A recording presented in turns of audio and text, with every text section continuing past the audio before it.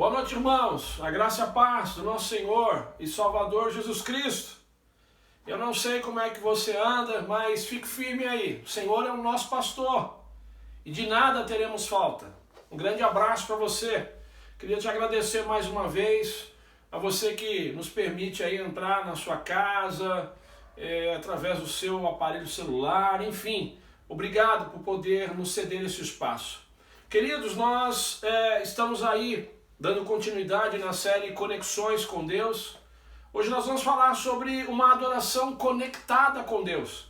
E o texto que nós vamos utilizar é o texto do Evangelho de Lucas, capítulo 7, versículos 36 a 50. Mas antes disso eu quero fazer uma breve oração com você. Feche seus olhos, baixe sua cabeça, vamos falar com Deus. Senhor, nós mais uma vez estamos diante da sua presença em oração, Pai. Ó Deus, nesse momento nós queremos pedir perdão pelos nossos pecados, tem misericórdia de nós. Senhor, obrigado pela salvação, pelo dom da vida. Obrigado, ó Deus, por todas as bênçãos que o Senhor tem derramado em nossas vidas, Pai, na vida dos nossos familiares, dos nossos irmãos em Cristo, da sua igreja, Pai, em nome de Jesus. Fala conosco, Deus, através desta palavra. Em nome de Jesus, Pai, que nós oramos e agradecemos. Amém e graças a Deus. Queridos, o objetivo dessa série é estarmos conectados com Deus de tal forma que em 2021, apesar de tudo que está acontecendo, possamos ter aí o melhor ano das nossas vidas espirituais. Eu quero iniciar fazendo uma pergunta para você. Em 2021 você quer ser uma luz que brilha, que dissipa as trevas, ou você quer ser uma lâmpada queimada, ou ainda uma vela apagada? Em 2021 nós queremos ser tudo aquilo que já sabemos a respeito de Cristo e que torne isso um grande potencial, ou tudo aquilo que nós já sabemos de Cristo permaneça escondido, enterrado. O que nós estamos querendo? Na semana passada nós vimos a importância de estarmos conectados com Deus no lugar secreto. Nós aprendemos que jamais descobriremos o que Deus tem para nós se nós não estivermos dispostos a nos encontrar com Deus no lugar secreto. Ou termos aí um estilo de vida de lugar secreto. Né? Ou nós temos um estilo de vida de lugar secreto, ou nós seremos medíocres, espiritualmente falando. Dando sequência à série, hoje nós vamos falar sobre uma adoração conectada com Deus. Você é um adorador conectado com Deus ou não? Pergunta, quando você ouve a palavra adoração, que imagem vem à sua mente? Uma banda tocando lindas músicas de louvor com grande paixão? Uma igreja cantando efusivamente com mãos levantadas e emoções afloradas? Um pequeno grupo de pessoas cantando juntos na sala da sua casa, alegre ou introspectivamente? Uma pessoa ajoelhada em frente ao sofá da sua casa, contemplando o nascer do sol por sua janela e se derramando diante do Senhor com canções e lágrimas? Todas essas são excelentes imagens de adoração, mas ao imaginar uma dessas cenas, seja no palco, seja na igreja, na célula, em casa, o que nós sentimos? O que vem ao seu coração? Seria isso algo desejoso, prazeroso para fazer? Ou pensar nisso gera em você um certo desconforto e você preferiria não participar ou ficar na sua? A adoração, ela está conectada ou desconectada na sua vida? Essa é uma pergunta e nós precisamos respondê-la. Eu queria convidar então você para fazer a leitura junto comigo do Evangelho de Lucas, capítulo 7, versículos 36 a 50. Diz assim a palavra do nosso Deus: convidado por um dos fariseus para jantar, Jesus foi à casa dele e reclinou-se à mesa. Ao saber que Jesus estava comendo na casa do fariseu, presta atenção, certa mulher daquela cidade, uma pecadora, trouxe um frasco de alabastro com perfume e se colocou atrás de Jesus a seus pés. Chorando, começou a molhar os pés com suas lágrimas. Depois os enxugou com seus cabelos, beijou-os e ungiu com perfume.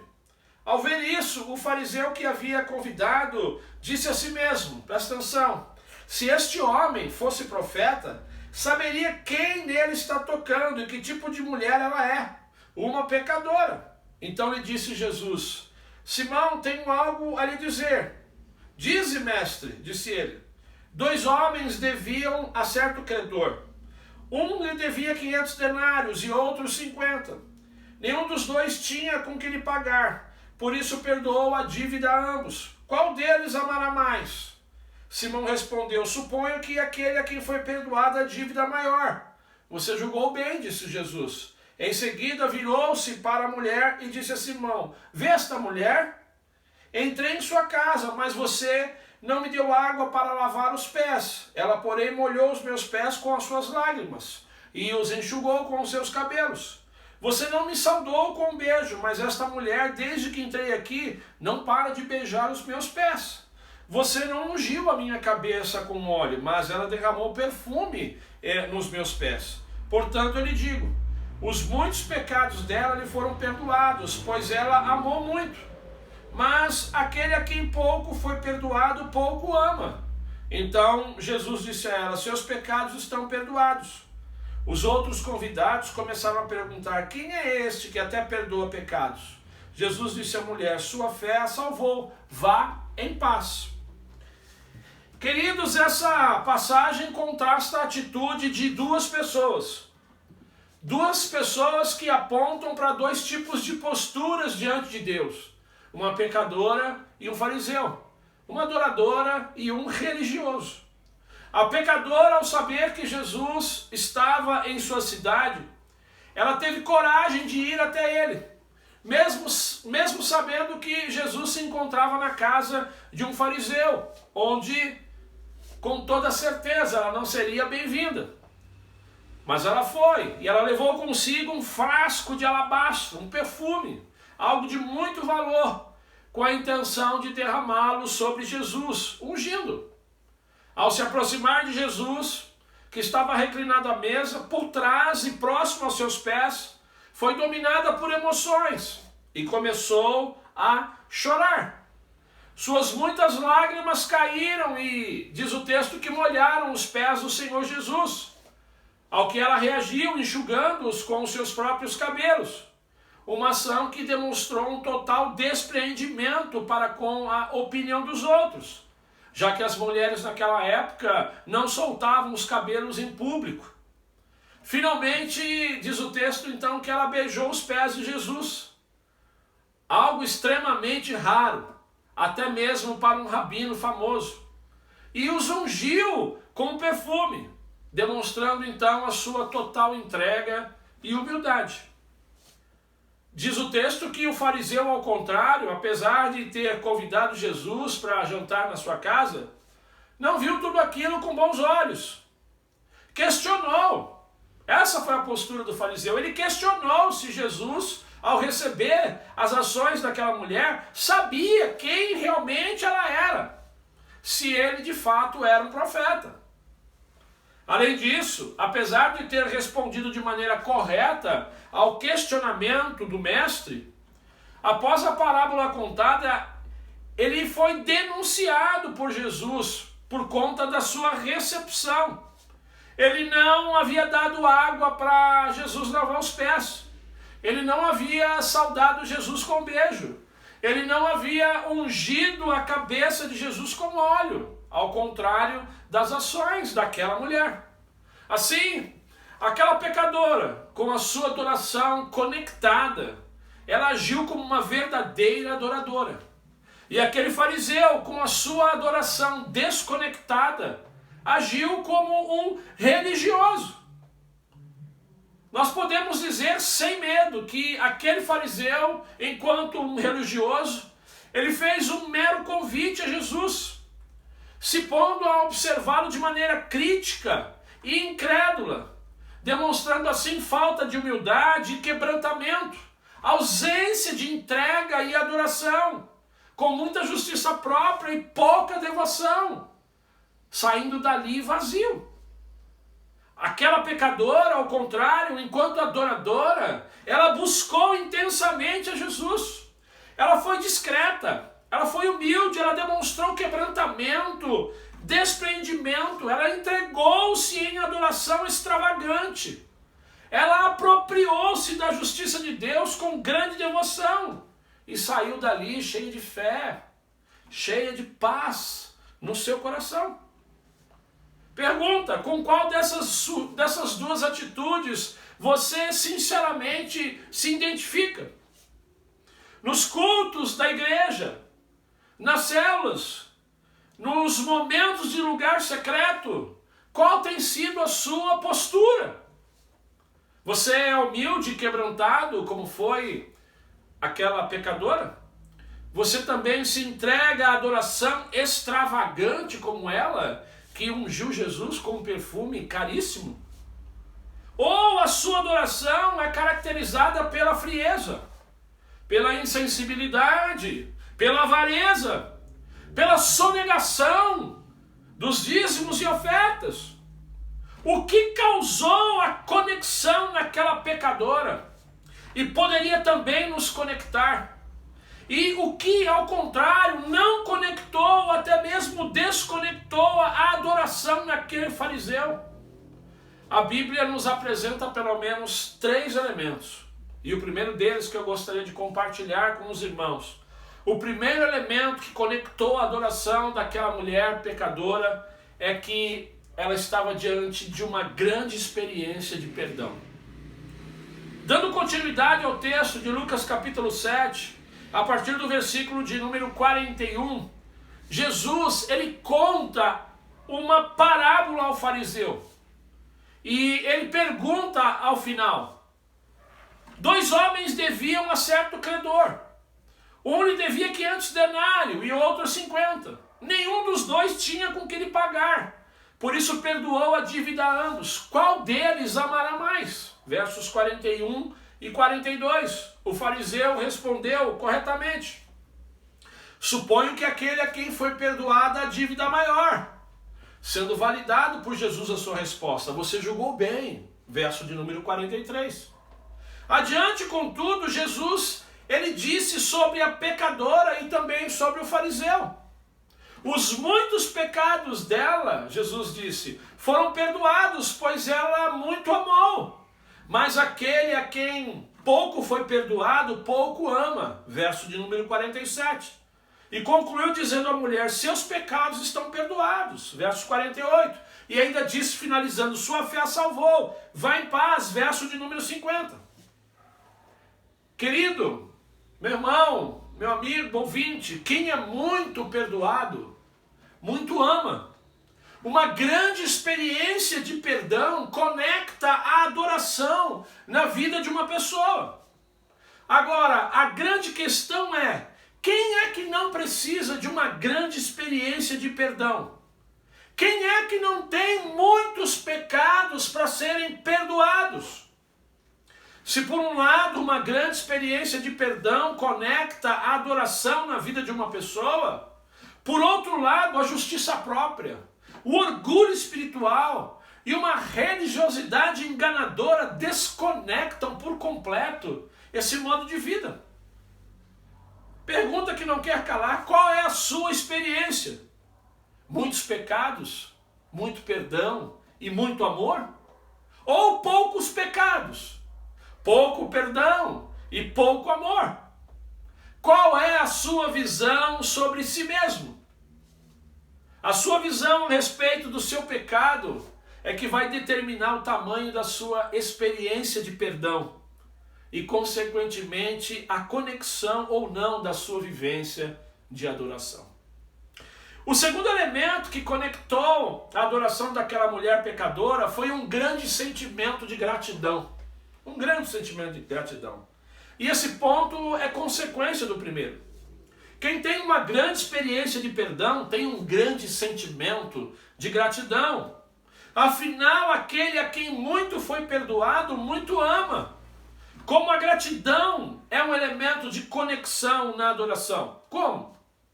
Os Salmos 95, versículo 2, e o Salmo 100, verso 4, eles vão dizer respectivamente: vamos à presença dele com ações de graça e vamos aclamá-lo com cânticos de louvor. Entrem por suas portas com ações de graça e em seus átrios com louvor. A gratidão é o primeiro passo da adoração. Quem agradece, louva. Quem louva, adora. Um coração grato certamente louvará o Senhor por seus feitos e o adorará por sua pessoa. A gratidão, meus irmãos, nos leva a entrar pelas portas e avançar em louvor pelos átrios e a finalmente adorar diante da presença manifesta do Senhor. O contrário da gratidão não é a mera ingratidão, mas a murmuração, ou seja, a reclamação, que é acompanhada bem de perto pela crítica, pela incredulidade. Podemos afirmar que o coração da pecadora, ele era um coração extremamente grato a Deus. E que o coração do fariseu, ao contrário, era um coração cheio de ingratidão. E você? Seu coração é um coração grato ou um coração murmurador? A adoração está conectada em sua vida pela gratidão ou não? O terceiro elemento que conectou a adoração daquela mulher pecadora foi um constante cultivo da devoção. Presta atenção. Lá no Evangelho de Mateus, Marcos e João, há uma mesma história muito semelhante a esta de Lucas. Contudo, ela acontece em outra ocasião e com outros personagens. Mateus capítulo 26, Marcos 14, João 12, é contada a história de Maria de Betânia, irmã de Lázaro e Marta, amigos do Senhor Jesus. Nesse episódio de Maria e Marta, irmãs de Lázaro, Maria ela vai derramar um frasco de nardo puro, que também era um perfume caro, sobre os pés de Jesus, e os enxuga com seus cabelos, 6 dias antes da Páscoa, em que Jesus seria então crucificado.